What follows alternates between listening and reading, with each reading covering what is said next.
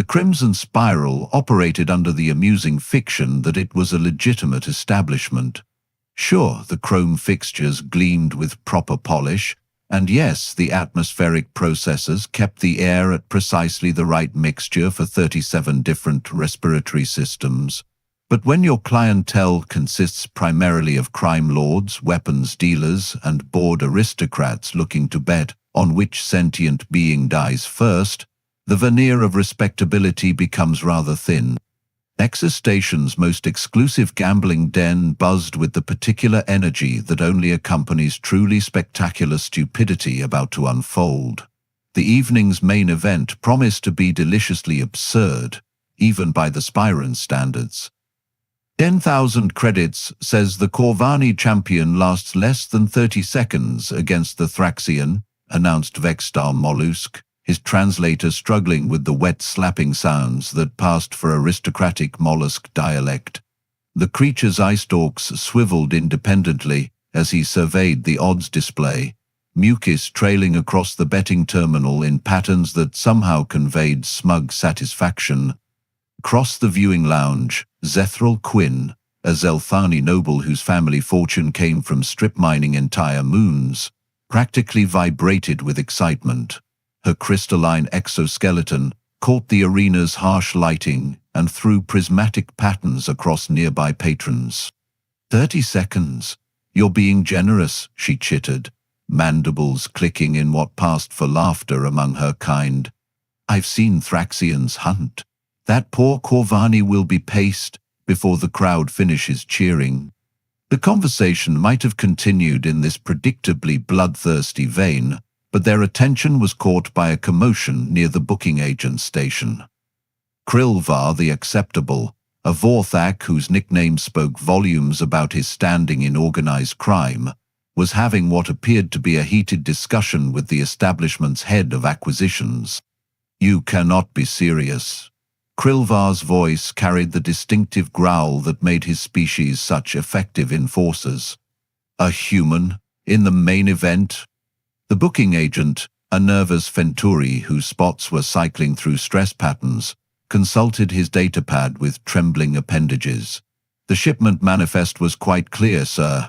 One human female, age approximately 16 standard years, captured during a raid on the Kepler mining colonies. The client specifically requested we include all specimens in tonight's roster. Specimens? Krilvar repeated, the word dripping with the kind of disdain usually reserved for discussing sewage management. Do you have any idea what the odds makers are going to do with this? As if summoned by the mention of their profession, Tissik the calculator appeared at Krilvar's shoulder. The arachnoid's multiple eyes focused independently on the conversation, while his mechanical augmentations processed probability matrices in real time.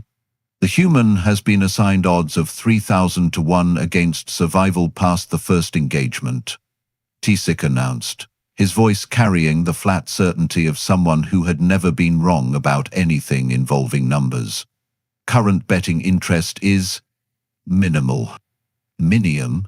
Zephyr had drifted closer, drawn by the prospect of an even more lopsided slaughter than originally planned. What exactly are we talking about here? The booking agent's spots shifted to a deeper purple. Well, humans are from what the hegemony classifies as a Class VV death world, but preliminary scans suggest they're essentially hairless primates with delusions of intelligence. No natural weapons, no armor plating, no venom sacs. Their homeworld was quarantined decades ago due to environmental concern. Environmental concerns? Vexstar's eye stalk swiveled to focus on the conversation. Such as excessive gravity, dangerous atmospheric composition, predatory ecosystems, the agent read from his pad. The usual Deathworld nonsense. But the species themselves appear to be quite fragile. Thin skin, exposed organs, single redundancy life support systems. Frankly, we're not even sure why anyone bothered to classify them as sentient. Krilvar's growl deepened. So, You're telling me that instead of a proper gladiatorial contest, tonight's main event will feature a malnourished primate getting torn apart by professional killers? That's one way to phrase it. The crime lord's silence stretched long enough to make everyone in earshot uncomfortable. When he finally spoke, his voice carried the weight of someone who had built a career on understanding exactly how stupid people could be. Double my standard wager. Put it all on the human. The booking agent's spots went completely white. Sir, I'm not sure you understand the mathematics involved here. The current champion is a 7-foot Thraxian who has never lost a match. The challenger is a 16-year-old mining apprentice who probably weighs less than his weapon. I understand mathematics perfectly well, Krilvar replied. What I also understand is that when something seems too obvious, it usually is. Thesik's mechanical augmentations whirred as he processed this development. Your wager would represent the largest single bet in Spiral history. The payout, should the human somehow survive even one engagement, would be sufficient to buy this entire station, Krilvar finished. Yes, I'm aware. Zephyra's mandibles clicked frantically. You've lost your mind. Humans are barely above the intelligence level of livestock. They can't even properly process standard atmospheric mixtures without assistance. Perhaps, the Vorthorg shrugged, a gesture that involved considerably more shoulder movement than most species could manage.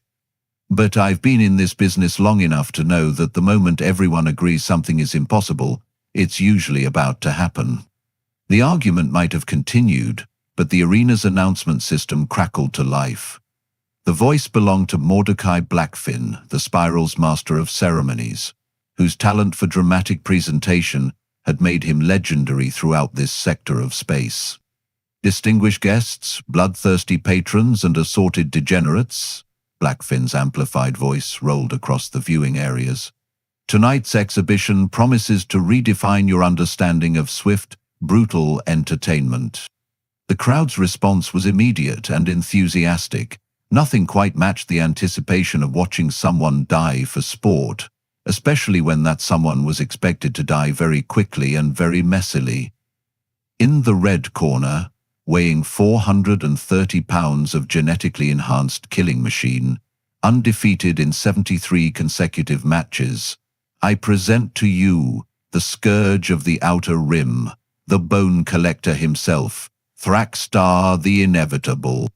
The arena's blast doors cycled open with a pneumatic hiss that was immediately drowned out by the crowd's roar. Thraxstar stepped into the killing circle with the casual confidence of someone who had never encountered a problem that couldn't be solved by applying sufficient violence. His exoskeleton bore the scars of dozens of previous victories, and the collection of trophy bones woven into his ceremonial harness told the story of a career built on systematic brutality. And in the blue corner, Blackfin continued, his voice dropping to a theatrical whisper that somehow carried throughout the entire facility, representing the recently contacted species known as humanity, captured during standard resource acquisition operations in the Kepler system, the unnamed girl from Terra's mining colonies. The blast doors on the opposite side of the arena opened with considerably less fanfare. What emerged was so anticlimactic that several spectators actually laughed. She was small. That was the first thing everyone noticed, standing maybe 5.5 feet tall, with the kind of lean build that spoke of hard work rather than preparation for combat. Her hair was dark and cut short in a style that suggested practicality over fashion. The standard issue arena clothing hung loose on her frame, making her appear even smaller against the vast expanse of the killing floor. But it was her eyes that made Krilvar lean forward in his seat. While every other creature in the facility was focused on her obvious physical disadvantages, he found himself studying her expression. There was no fear there, no panic, no desperation, no pleading glances toward the exits. There was only a kind of quiet assessment, as if she were examining a particularly interesting piece of mining equipment that she would need to disassemble. "Final bets are now being accepted," Blackfin announced. "Combat will commence in 60 seconds. The human girl walked to the center of the arena with an unhurried gait that suggested she was simply heading to another day at work. She picked up the weapon that had been provided, a standard vibroblade that looked comically oversized in her grip, and tested its weight with a few experimental swings. Thraxstar watched this display with the sort of professional curiosity that apex predators reserve for examining their food before eating it. His mandibles clicked in what his species used to express amusement. The countdown began. 60 seconds until what everyone assumed would be the shortest main event in Spiral history. In the viewing lounge, final wagers were placed with frantic enthusiasm. The humans' odds had actually gotten worse, as more spectators got a good look at her.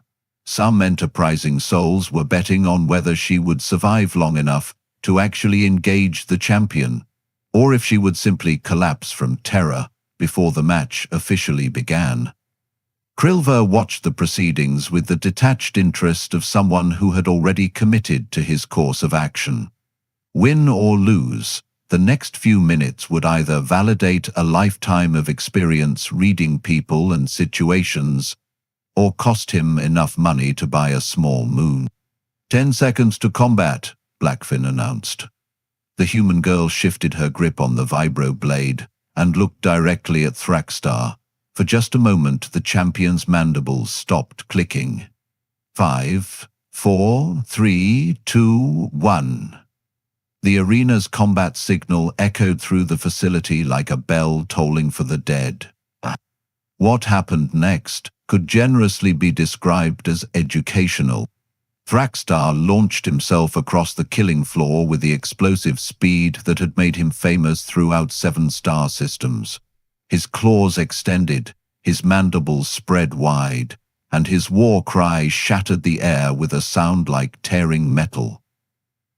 It was a display of pure predatory magnificence that had reduced 73 previous opponents to component parts. The human girl stepped sideways.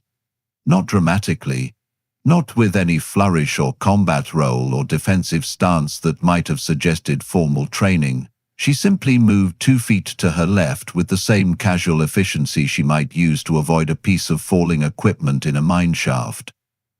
Thraxstar sailed past her and embedded himself 3 inches deep in the arena's reinforced rear wall. The crowd's roar died, as if someone had cut power to the entire station. "Interesting?" muttered Dr. Kalani Valfis from her observation booth in the research section. The xenobiologist had attended tonight's festivities purely for the opportunity to study Thraxian combat techniques, but found herself hastily recalibrating her instruments. Reaction time of approximately 0.03 seconds. That's significantly faster than baseline humanoid norm. Her research partner, Dr. Kelani Mordoon, was frantically pulling up files on his portable workstation. "Valtis, look at this gravity data from their homeworld. 9.8 meters per second squared. That's nearly double hegemony standard. So, every movement they make here is essentially performed under reduced weight conditions. They're naturally faster and stronger in our environment than we calculated." Down in the arena, Thraxstar was extracting himself from the wall with considerably less dignity than he had entered it. His exoskeleton bore fresh scoring from the impact, and his mandibles clicked with what might have been confusion. The human girl waited for him to turn around, then tilted her head slightly, as if considering a mathematical problem. When he charged again, this time with more caution and better angles, she did something that made every combat expert in the facility lean forward simultaneously. She went under his guard. Not around it, not away from it, but directly underneath the sweep of his primary claws, using that reduced gravity to drop into a crouch that somehow became a forward roll, that somehow became an upward thrust, with the vibroblade that opened Thrakstar from sternum to spine in one continuous motion. The champion of 73 victories collapsed in two distinct pieces.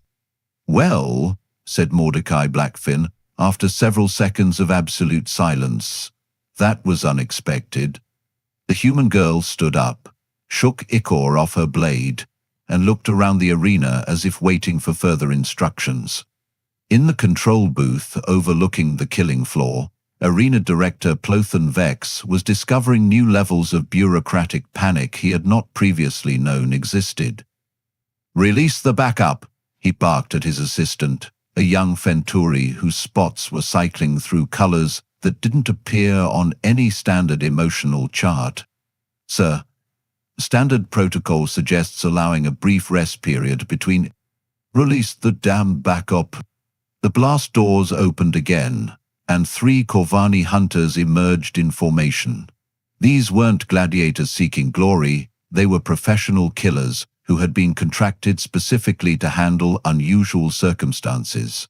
Each stood 8 feet tall, each carried enough weaponry to level a small building, and each had enough combat experience to recognize that something had gone very wrong with tonight's entertainment.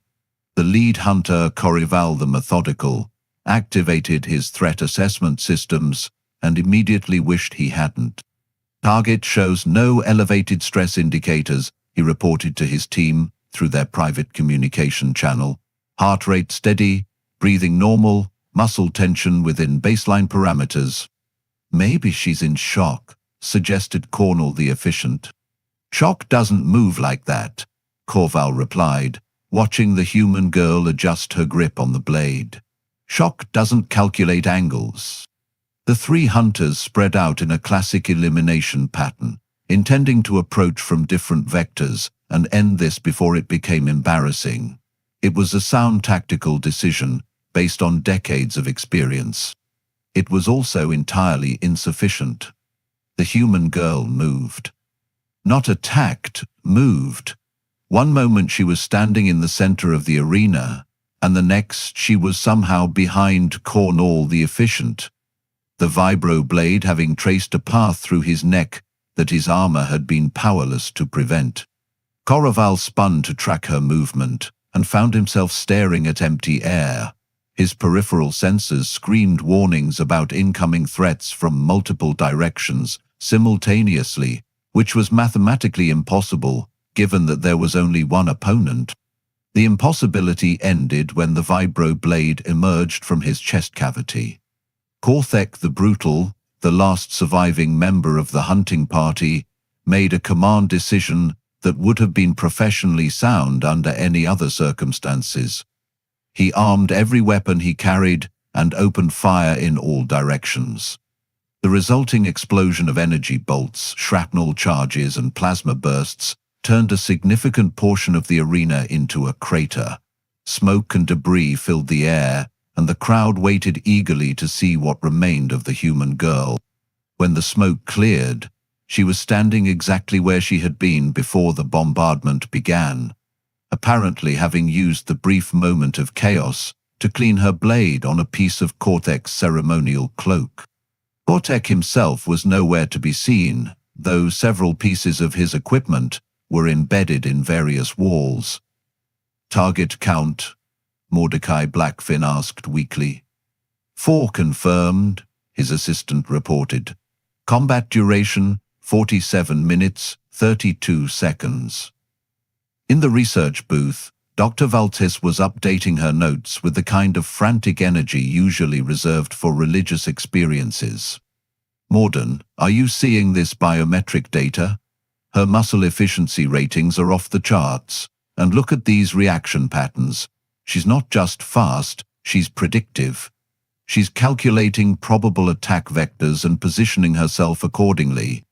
"That's not possible," Morden protested.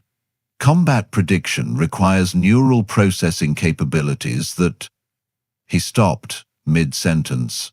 as his workstation began displaying anatomical scans of the human brain structure. Oh no. But their cranial capacity. Look at their cranial capacity compared to their body mass ratio. And the neural density in the prefrontal cortex. Moraine's voice trailed off as the implications sank in. Valdez, I think we may have made a rather significant classification error. Meanwhile, in the Spiral's main betting lounge, a very different kind of education was taking place. I want to speak to whoever is responsible for species classification, Zafira announced, her crystalline exoskeleton now showing stress fractures that matched her mental state. This is completely unacceptable. Unacceptable for whom? Krilvar inquired mildly. He was reviewing his potential winnings on a portable calculator and appeared to be having difficulty believing the numbers. You knew, she accused. Somehow, you knew this was going to happen. I knew nothing of the sort, the Vortak replied. I simply know better than to assume that something is harmless because it looks different from what I consider dangerous. Sisik the Calculated was recalibrating his probability matrices in real time, his mechanical augmentations producing sounds like a processing plant under severe strain. This outcome represents a statistical impossibility that suggests fundamental errors in our base assumptions about human capabilities. Our base assumptions, Vexstar corrected, iStocks focused intently on the arena, were based on hegemony intelligence reports that classified humans as barely sentient primitive. Yes, Krilvar agreed thoughtfully. One wonders exactly how thorough those intelligence reports actually were. Down in the arena, the human girl was being approached by another wave of combatants. Director Vex had apparently decided that if standard protocol wasn't working, perhaps overwhelming numbers would succeed where skill had failed. This strategy lasted approximately 12 minutes. By the time the seventh opponent hit the arena floor, a Zelthani shock trooper whose exoskeleton had been systematically disassembled using nothing but a vibroblade and what appeared to be an intuitive understanding of structural engineering, the crowd had gone completely silent. Ladies, gentlemen, and assorted life forms, Mordecai Blackfin announced, his usually robust voice now carrying the hollow tone of someone witnessing the collapse of everything he thought he understood about the universe. We appear to be experiencing some technical difficulties with tonight's programming. The human girl looked up at the announcer's booth and shrugged, as if to say that she was happy to continue whenever they were ready. In the arena control room, Director Vex was receiving a communication that would fundamentally alter the course of his evening. Sir, his assistant reported, voice trembling. We're getting reports from the guard stations. They're refusing to deploy additional units to the arena floor. Then what? Refusing, sir. Apparently word has gotten around about what's happening down there, and the union representative says that current hazard pay rates don't cover engaging targets that are, he consulted his notes, statistically certain to result in immediate termination of employment. Beck stared at the arena monitor, where the human girl was now sitting cross-legged on the floor, having apparently decided to rest while the management sorted out their organizational problems. How many? He asked quietly. Sir, how many has she killed? 8 confirmed, sir, in 1 hour and 14 minutes. Director Vex closed his eyes and tried to remember exactly how he had ended up in charge of a facility where a teenage mining apprentice from a supposedly primitive world had just demonstrated that every assumption the hegemony had made about her species was not merely wrong, but catastrophically so. Outside in the corridor, he could hear the sound of security personnel engaging in heated negotiations with their union representatives about combat pay scales and life insurance coverage. Inside the arena, the human girl yawned and checked what appeared to be a chronometer of some kind. as if she had somewhere else to be. Hour 2 began with the kind of cascading institutional failure that would later be studied in business schools across 3 galactic sectors.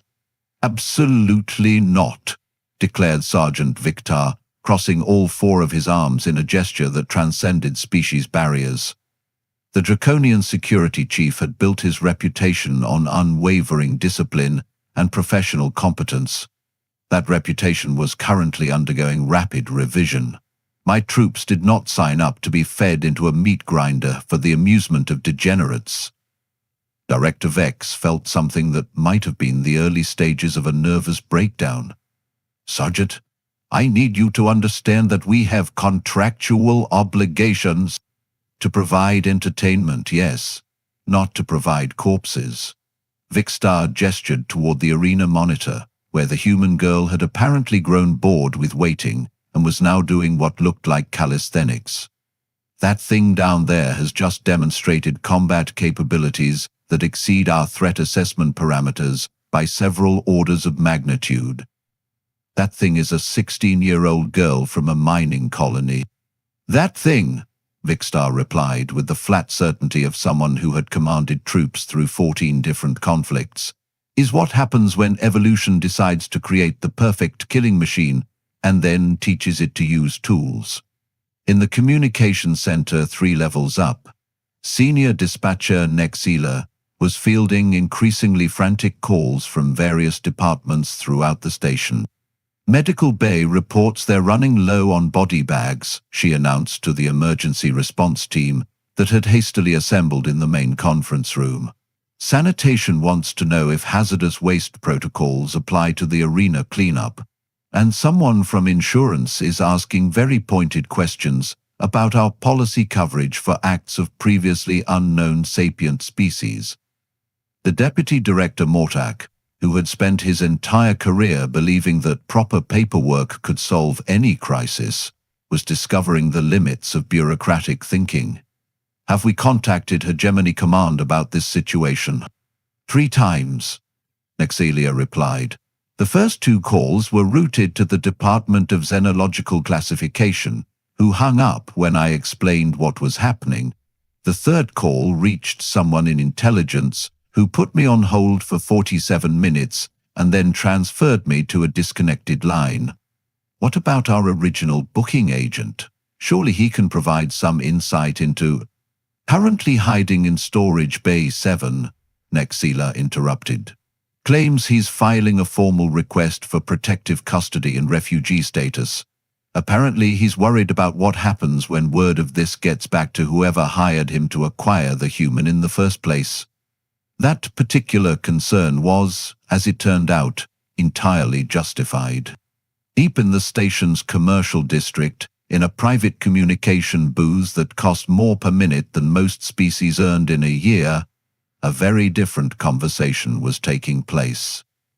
"You told me it would be amusing," said a voice that carried the kind of authority usually associated with moving armies and toppling governments. The speaker remained off-camera, but their tone suggested the sort of displeasure that historically ended with entire planets changing management. The booking agent, Fervol the Accommodating, though his willingness to accommodate was currently under severe strain, appeared on the screen looking like he had aged several decades in the past 2 hours. "Sir, the intelligence reports were very clear. Humans were classified as barely sentient, primitive tool users with minimal threat potential. How was I supposed to know?" "You were supposed to know, because that is what I pay you for." The voice carried the kind of cold patience that preceded extremely unpleasant consequences. "Instead, you have provided me with what appears to be a diplomatic incident of truly spectacular proportions." "Diplomatic incident? Did you happen to notice the registered observer from the Hegemony Intelligence Service in tonight's audience? Or perhaps the 3 separate recording devices belonging to various news networks? Or the fact that at least 7 different species representatives are currently filing formal complaints about safety standards at what was supposed to be a discreet entertainment venue?" Feval's skin went through several color changes that didn't appear on any standard emotional chart. Sir, I can explain. Explanation will not be necessary. What will be necessary is your immediate disappearance, followed by the complete elimination of any records suggesting that this evening's entertainment was anything other than a tragic accident caused by equipment malfunction. The communication ended, leaving Ferval staring at a blank screen and contemplating a future that had suddenly become significantly shorter than previously anticipated. Meanwhile, in the arena control room, Director Vex was discovering that the situation had progressed beyond crisis management and into the realm of pure chaos theory. Sir, his assistant reported, consulting a datapad that seemed to be updating faster than he could read it. We're receiving evacuation requests from 17 different sections of the station. Apparently, rumors are spreading that the human has somehow compromised the arena containment systems. Well, sir, technically the containment systems were designed to prevent escape, not to prevent whatever it is she's been doing. Vex looked at the monitor, where the human girl was now apparently amusing herself by balancing the vibro blade on one finger while performing what looked like some sort of coordination exercise. And what exactly has she been doing? According to the biometric sensors, sir, she appears to be playing. Yes, sir. Her stress levels remain at baseline, her heart rate is consistent with light exercise, and her brain activity suggests she's treating this entire situation as some sort of puzzle or game. This information did not improve Director Vex's rapidly deteriorating mental state. You're telling me that she just systematically dismantled 8 professional combatants because she was having fun? That's what the data suggests, sir. In the station's central command center, Administrator Quelnash was receiving reports that painted an increasingly disturbing picture of the evening's events. Intelligence Division wants to know if we've maintained chain of custody on the human, reported his aide, a nervous Kelani, whose usual composure had evaporated entirely. They're asking very specific questions about her capture, transport, and current containment status. Chain of custody. Kelnash felt the beginnings of what would later be diagnosed as a stress-induced migraine. She's not evidence in a criminal investigation. She's a gladiatorial performer. About that, sir. Legal Division has just informed me that enslaving members of previously uncontacted sapient species may technically constitute a violation of several hegemony treaties regarding first contact protocols. Previously uncontacted? Humans have been known to the hegemony for decades. Their homeworld is under standard quarantine procedures. Yes, sir. That's what I thought as well. But Legal Division has been reviewing the original classification documents, and apparently there are some discrepancies. The aide handed over a data pad containing what appeared to be heavily redacted intelligence reports. Kelnash scanned the documents with growing alarm. These files suggest that the original human contact was handled exclusively by Intelligence Division with minimal scientific consultation, he said slowly, and the quarantine classification was implemented not because they were primitive, but because they were. He stopped reading and looked up at his aide. This can't be right. Legal Division assures me that their analysis is accurate, sir. Humans weren't quarantined because they were harmless. They were quarantined because they were the opposite of harmless. Back in the arena, the human girl had apparently grown tired of waiting for the next round of entertainment. She walked over to the blast doors that led to the staging areas and began examining their locking mechanisms, with the kind of professional interest that mining engineers typically reserved for structural weak points. "Sir," the arena assistant said, his voice rising to a pitch that suggested imminent panic, "she's looking at the door controls." So those doors are rated to contain a full Thraxian battalion, sir. They're not supposed to be vulnerable to manual override. Director Vex watched as the human girl located what appeared to be a maintenance panel, removed the covering with her fingernails, and began poking at the internal mechanisms with the tip of her vibroblade. "Those systems are completely isolated from external access," he said weakly. "There's no way she could possibly understand the control architecture." The blast doors cycled open with a cheerful pneumatic hiss.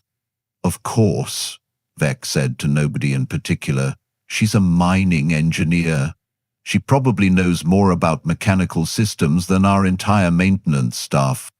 The human girl stepped through the doorway and disappeared into the station's service corridors, leaving behind an arena littered with the remains of the evening's entertainment and a growing number of people who were beginning to understand that they had severely underestimated exactly what they were dealing with. In the communications center, senior dispatcher Nexila was fielding calls that suggested the situation was about to become significantly more complicated.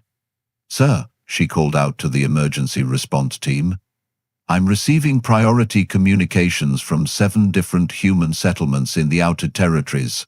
They're all asking the same question, which is, they want to know why one of their mining apprentices is being broadcast across 3 galactic networks as part of some sort of gladiatorial exhibition."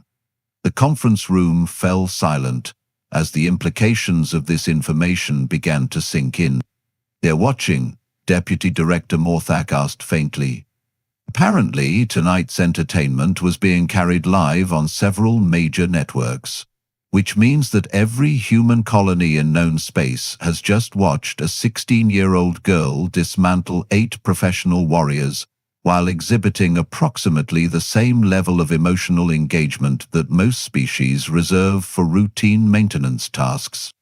Administrator Kelnash chose that moment to arrive in the communications center, carrying a data pad and wearing the expression of someone who had just discovered that his understanding of reality required significant revision. "Ladies, gentlemen, and assorted life forms," he announced, "we appear to have a problem considerably larger than a single escaped gladiator." He activated the main display screen, which began showing communication logs from across the Outer Territories. As of 23 minutes ago, every human settlement in the frontier sectors has gone dark.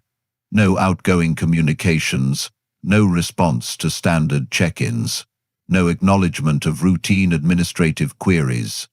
It's as if they've all simultaneously decided to stop talking to the rest of the galaxy. "That's not possible," Morthak protested. "There are hundreds of human settlements spread across dozens of star systems. They can't coordinate that kind of communications blackout without—" He stopped speaking as the implications hit him. "Without some sort of pre-existing emergency protocol," Qualnash finished grimly. "The kind of protocol that a species might implement if they discovered that one of their children had been kidnapped and forced to fight for the entertainment of alien civilizations." The display screen updated with new information, showing shipping manifests and transport logs that painted an increasingly disturbing picture. "Our booking agent wasn't the only one who thought it would be amusing to acquire human specimens for gladiatorial combat," Kelnash continued. "Intelligence Division has identified at least 47 separate incidents over the past 6 months. Raids on mining operations, attacks on transport vessels, the capture of entire families for sale to various entertainment venues throughout this sector." 47. Nexila's voice was barely a whisper. 47 confirmed. There may be more. The conference room fell silent as everyone present began to understand that they weren't dealing with a single embarrassing incident, but with what appeared to be the systematic enslavement of members of a species that the galaxy had completely misunderstood. And somewhere in the service corridors of Nexus Station, a 16-year-old mining apprentice was making her way toward the communication arrays, carrying a vibroblade and what appeared to be a very clear understanding of exactly what she intended to do next. 47 minutes later, the mining apprentice was sitting in a conference room, wearing clean clothes and drinking something that approximated coffee, while the most powerful beings in 3 galactic sectors tried to figure out how to apologize for what had turned out to be the diplomatic equivalent of accidentally declaring war on a previously unknown superpower. "Miss Chen," began Hegemony Councillor Vashtarkar, his usual air of bureaucratic authority somewhat diminished by the fact that he was addressing someone who had recently demonstrated the ability to disassemble armed guards with kitchen utensils. "We want to assure you that what occurred tonight was the result of a series of unfortunate misunderstandings. The girl, Lydia Chen, according to the identification documents that had finally been located in her personal effects, took a sip of her coffee and regarded the assembled dignitaries with the kind of patient expression usually reserved for explaining basic concepts to particularly slow children. "Misunderstandings?" she repeated thoughtfully. "Is that what you call systematic raids on civilian settlements for the purpose of acquiring slaves for blood sport?" "The term slaves is perhaps unnecessarily inflammatory," suggested legal counsellor Felmoth, though his tone lacked conviction. "The individuals in question were classified as specimens under standard xenobiological research protocols." "Research protocols?" Chen's voice remained level, but something in her expression made several councillors lean back in their chairs. "And what exactly were you researching? Whether we could die entertainingly?" Supreme Councillor Thexvar, whose position as head of the Hegemony Council had survived 3 different interstellar conflicts and 2 separate assassination attempts, cleared his throat with the authority of someone accustomed to being taken seriously. "Ms. Chen, I think we need to address the larger situation here. Our intelligence services have identified 47 separate incidents involving members of your species over the past 6 months. We are prepared to make full restitution for any incidents," Chen interrupted, and for the first time since entering the conference room, her composure showed cracks. 47 incidents? You're talking about 47 families. 47 groups of people who were taken from their homes, transported across interstellar space in cargo containers, and sold to entertainment venues so that creatures like you could watch them die for fun? The conference room fell silent. In the background, someone's communication device was displaying news feeds that painted an increasingly grim picture of galactic reaction to the evening's events. "Miss Chen," Councillor Vashtarkar tried again, "we understand your anger, but we need to discuss practical solutions. Your people have ceased all communications with hegemony territories. Trade routes have been disrupted. Mining operations have been suspended, and several of our diplomatic missions have been asked to leave," Chen finished. "Yes, I imagine they have been. You've been in contact with your government?" Chen smiled, and the expression contained approximately the same warmth as vacuum exposure. "My government. Councillor, I think you may have another misunderstanding to add to your collection." He activated her personal communication device, which the security team had returned after discovering that confiscating it would likely result in her building a replacement from spare parts, and projected a holographic display that filled the conference room. The display showed a star map of the outer territories, with hundreds of points of light representing human settlements scattered across dozens of star systems. Each point was pulsing with a steady blue glow that indicated active communication networks. "This is the Human Colonial Network," Chen explained with the patience of a teacher addressing particularly gifted students who had nonetheless missed something obvious. "Every settlement, every mining operation, every research station, every transport vessel. We've been in contact with each other continuously for the past 47 years. That's impossible, declared Intelligence Director Korval, who had been conspicuously quiet throughout the meeting. Our monitoring stations would have detected that level of coordinated communication traffic. Your monitoring stations, Chen replied, were looking for the kind of communication protocols that most species use. Centralized networks, government channels, military frequencies. You weren't looking for a distributed system where every individual settlement maintains independent contact with every other settlement. Why would you design your communications that way? Asked Councillor Vashtaka. Chan's expression suggested that this was perhaps the most naive question she had ever heard. Because we learned a long time ago that when you're living on the edge of known space, surrounded by species who view you as primitive curiosities, the only people you can really trust are each other. The implications of this statement settled over the conference room like a particularly unpleasant odor. Miss Shen, Supreme Councillor Thakesvar said carefully, are you suggesting that your people have been deliberately concealing their true capabilities from the hegemony? Not concealing, Chen corrected. You never asked. You made assumptions based on limited observation, classified us according to your own prejudices, and then ignored us except when you needed cheap labor or entertainment. We simply saw no reason to correct your misconceptions. Intelligence Director Korval activated his own display system, showing what appeared to be surveillance footage from various human settlements. Our reconnaissance data clearly indicates that human technology levels are consistent with early industrial development. Simple manufacturing, basic energy production, minimal computational resources.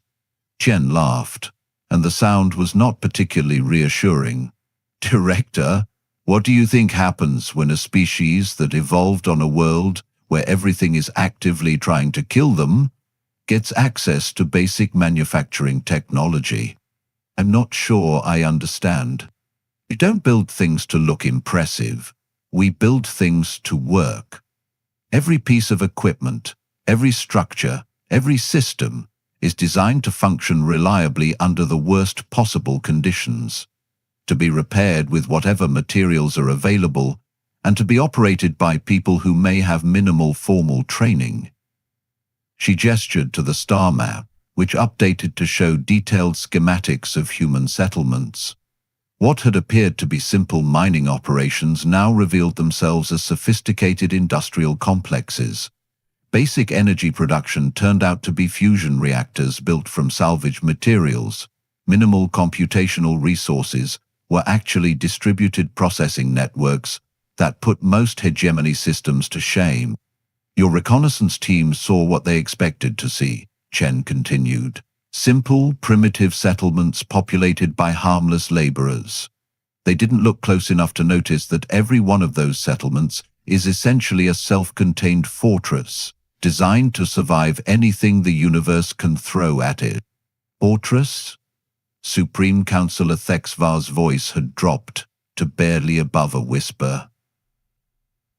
Director Korval, would you like to explain to the Council exactly how many human settlements your forces have actually managed to successfully raid over the past 6 months?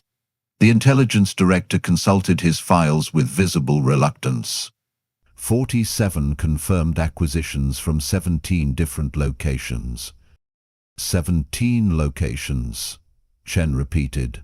Out of how many human settlements in your database?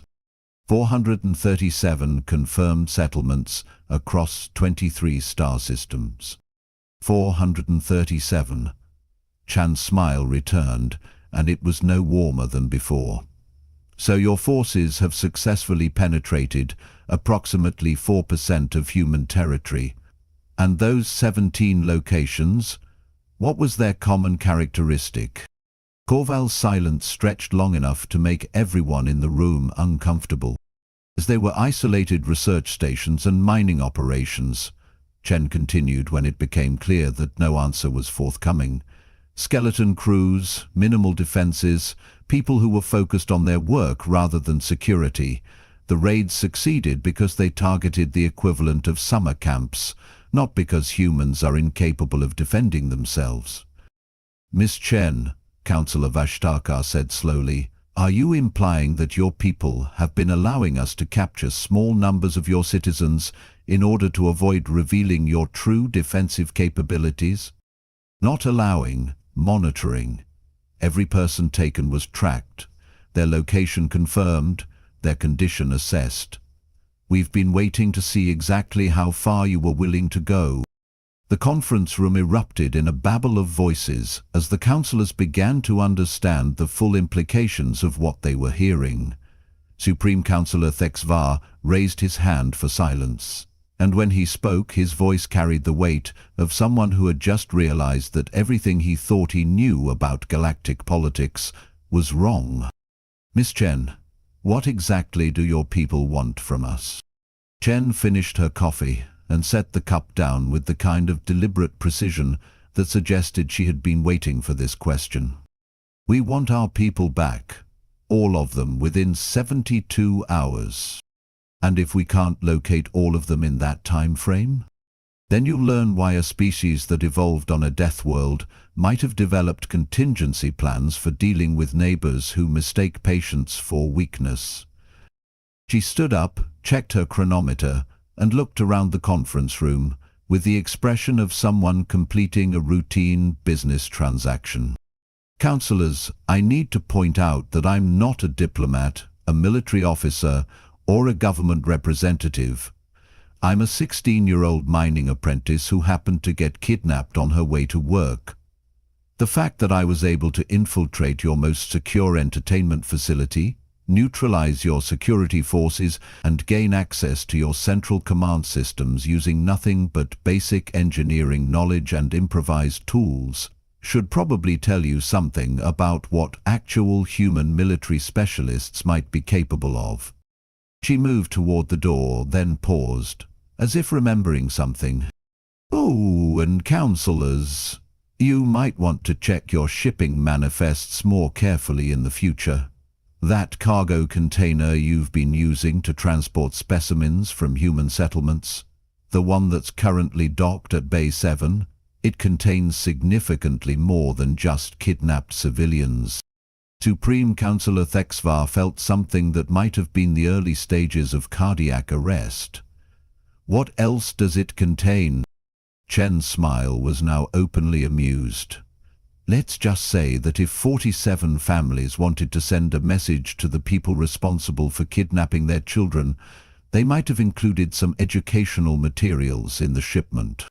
She left the conference room, presumably to find transportation back to her home colony, leaving behind a group of galactic leaders who were beginning to understand that they had spent the past 6 months systematically antagonizing what appeared to be a species of professional survivors who had been politely allowing them to think they were in charge. In the aftermath, as emergency response teams discovered that the cargo container in Bay 7 contained enough improvised explosive devices to level half the station, Intelligence Director Corval was heard to observe that perhaps their classification protocols needed revision. The Hegemony Council, for their part, spent the next 71 hours and 53 minutes locating and repatriating every human civilian who had been taken for gladiatorial entertainment.